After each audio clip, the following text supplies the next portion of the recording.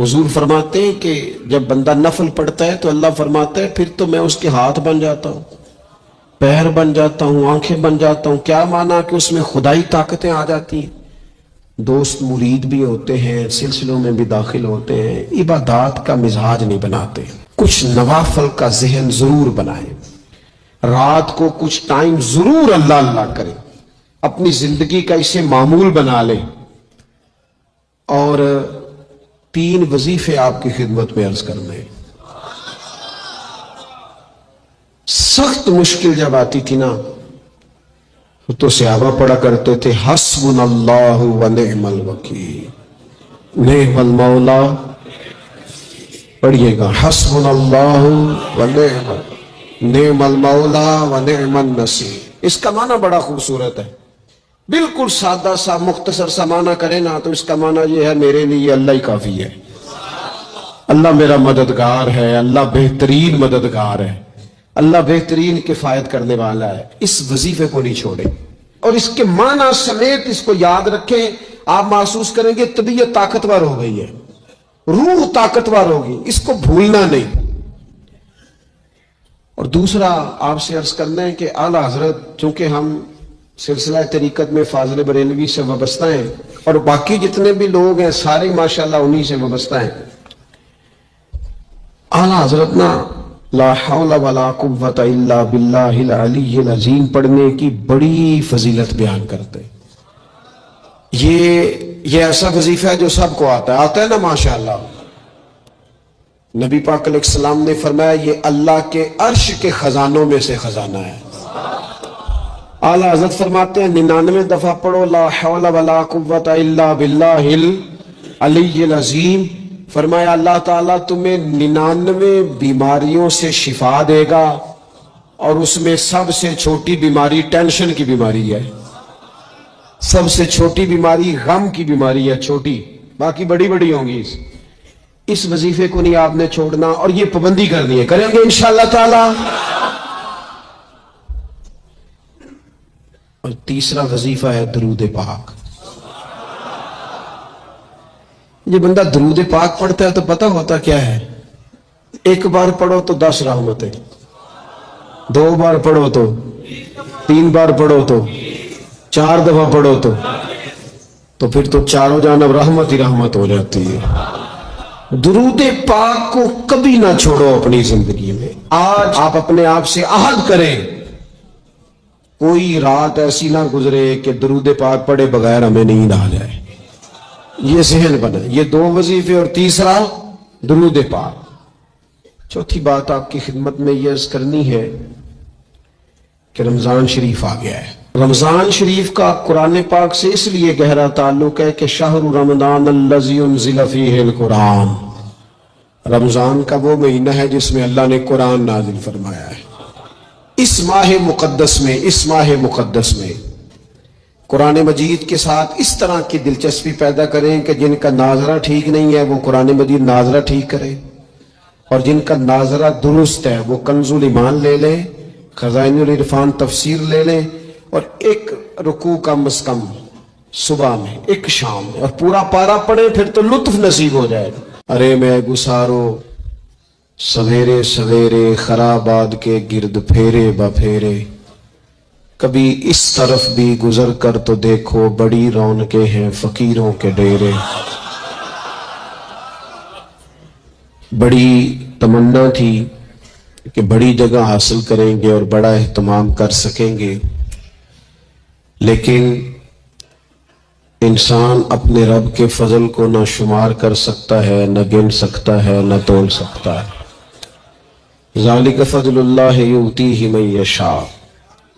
میرے عزیزوں، میں اور آپ مسلمان ہیں، اللہ کے گھر میں بیٹھے ہیں، وضو کے ساتھ آئے ہیں۔ زندگی ہم سے پہلے بھی بڑے لوگوں کی گزر گئی اور پھر وقت سمٹ گیا اور وہ قبروں میں چلے گئے۔ ہم بھی قطار میں موجود ہیں، کئی لوگوں کا نمبر لگ گیا ہے، کسی وقت بھی کسی کی بھی باری آ جائے گی۔ چند ایک ضروری چیزیں ہیں، ان کو اپنے ذہن میں اچھی طرح سنبھالیں سب سے پہلے یہ سمجھ لیں کہ عمل زندگی کا حسن ہے، نیکی، پرہیزگاری، نماز، روزہ، حج، زکوٰۃ، خیرات، اخلاق، لیکن جو نجات کا دار و مدار ہے وہ عمل پر نہیں، وہ عقیدے پر ہے۔ اگر عقیدوں میں خرابی آ جائے، اللہ تعالیٰ کی ذات کے بارے میں، رسول پاک علیہ السلام کے کمالات کے بارے میں، حضور علیہ السلام کی طیب و طاہر آل پاک کے بارے میں، یا حضور کے جمیع صحابہ کے بارے میں کسی کے عقیدے میں کمی آ گئی، میرے نبی پاک علیہ السلام کی ذات کے بارے میں ہمیشہ اپنا عقیدہ اعلیٰ رکھنا، ستھرا رکھنا، اور اپنے ذہن میں یہ بات بٹھا کے رکھنا کہ بعد از خدا بزرگ توئی قصہ مختصر۔ کبھی کسی شخص کی کمزور بات کے پیچھے نہ چلنا۔ اللہ نے ہمیں رحمت للعالمین نبی کا غلام بنایا ہے۔ اللہ نے محبوب پاک علیہ السلام کو عظمتوں، شانوں، بلندیوں کے ساتھ بھیجا ہے۔ کبھی کسی ایسے بحث کا حصہ نہ بننا جو حضور کے کمال کو تولے، یا نبی پاک کے علم کو تولے، یا حضور کے فضائل کو تولے، یا نبی پاک علیہ السلام کی عظمتوں کو تولے۔ کبھی اس بات کے قائل نہ ہونا، یہ نظریہ لے کے ہم نے قبر میں جانا ہے کہ بلغ العلا بکمال کشفت دجا بجمال حسنت جمیع خصال صلو علیہ وآلہ۔ حضور کی عظمتوں کے قائل رہنا، اور ہمیشہ قائل رہنا، اور جم کے قائل رہنا۔ کبھی کسی کمزور بات کا سہارا، لوگ بڑی کہانیاں سناتے ہیں، بڑی باتیں بتاتے ہیں، کبھی اس چکر میں نہ پڑنا۔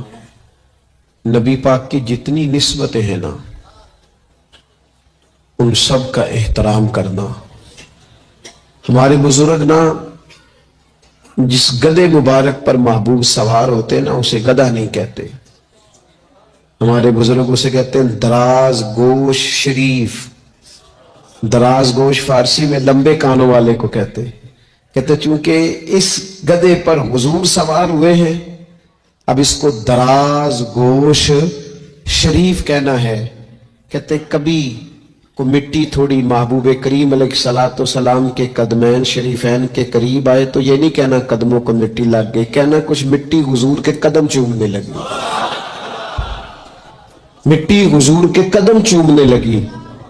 کبھی بات کرنا ہوتی تو کہتے کہ بیماری آئی تھی محبوب پاک سے فیض لینے کے لیے۔ تو بہت احترام کے جذبات۔ اعلیٰ حضرت بریلوی رحمت اللہ علیہ کے سامنے کسی نے یہ شعر پڑھا تھا کہ شان یوسف جو دبی وہ بھی اسی در پہ دبی، تو فرمایا یہ تو کیا کہہ رہا ہے، حضور تو کسی کو دبانے آئی نہیں، تو کیا شان یوسف جو بڑی وہ بھی اسی در سے بڑی۔ پھر کسی نے کہا تھا وہ دو درخت تھے نبی پاک کے گنبد کے سامنے کھجوروں کے پرانے زمانے میں، تو کسی نے کہا تھا یوں ہیں درخت حضرت والا کے سامنے، مجنوں کھڑا ہو خیمہ لیلا کے سامنے۔ اعلیٰ حضرت فرمانے لگے تم نے حضور کے خیمے کو تشبیہ ٹھیک نہیں دی، تمہیں کہنا چاہیے تھا یوں ہیں درخت حضرت والا کے سامنے جیسے قدسی کھڑے ہیں عرش معلیٰ کے سامنے۔ کبھی بھی کوئی کمزور لفظ، کمزور جملہ حضور سرور کہوں کہ مالک و مولا کہوں تجھے، باغ خلیل کا گلے زیبا کہوں تجھے، لیکن رضا نے ختم سخن اس پہ کر دیا، خالق کا بندہ خلق کا آقا کہوں تجھے۔ ایک تو یہ بات، دوسری بات یہ کہ بڑا افراط و تفریط کا دور آیا ہے، جس کو بھی لڑانا ہوتا ہے وہ مذہبی بنیادوں پہ لڑانا شروع کر دیتا ہے۔ مذہب کے نام پر لوگوں کو ایموشنل کرنا اور مذہبی بنیادوں پر تفریق پیدا کرنا، یہ بڑی گھنونی سازش ہوتی ہے۔ کبھی بھی کوئی ایسا کام نہ زندگی میں کرے، کبھی بھی، کہ جس کے اندر معاملہ اس طرح کا ہو۔ اپنا قد اونچا کرنے کے لیے کبھی بھی مذہب کا سہارا نہ لے، اپنی ذاتی لڑائیوں کو کبھی مذہب کا رنگ نہ دے، اس میں کبھی بھی دین کی بنیادوں کو نہ لے کے آئیں۔ کوئی ایسا کام نہ کرے. آپ کی کسی سے ذاتی دشمنی ہے تو اسے شمر یزید کہنے کی ضرورت نہیں ہے. آپ ذاتی بات کریں اس کے ساتھ جو کرنی ہے. نبی پاک علیہ الصلوۃ والسلام کے صحابہ اور اہل بیت کے نام پر لوگ ذاتی لڑائیاں لڑتے ہیں. خدا را اس سے بچو. کہ جو حضور کی اولاد پاک ہے نا، جو نبی پاک کی، میں اللہ کے گھر میں مسجد میں بیٹھا ہوں، میرے مرشد کی اولاد کیا اس دروازے سے جو گزر جائے وہ بھی میرے لیے قابل احترام رہا. اور میرے استاد صاحب کے بچے، میں آپ کو دیانتداری سے کہتا ہوں، کبھی آ جائیں تو مجھے سمجھ نہیں آتی میں بٹھاؤں کہاں. اس لیے کہ اصلاں نال جنے کی کریے اور نسلاں تاک نہیں بھول دے. استادوں کے بچے آ جائیں تو بٹھانے کو جگہ نہیں ملتی. اگر استادوں کے بچوں کا یہ حال ہے تو رسول پاک کی اولاد کا کیا حال ہونا چاہیے.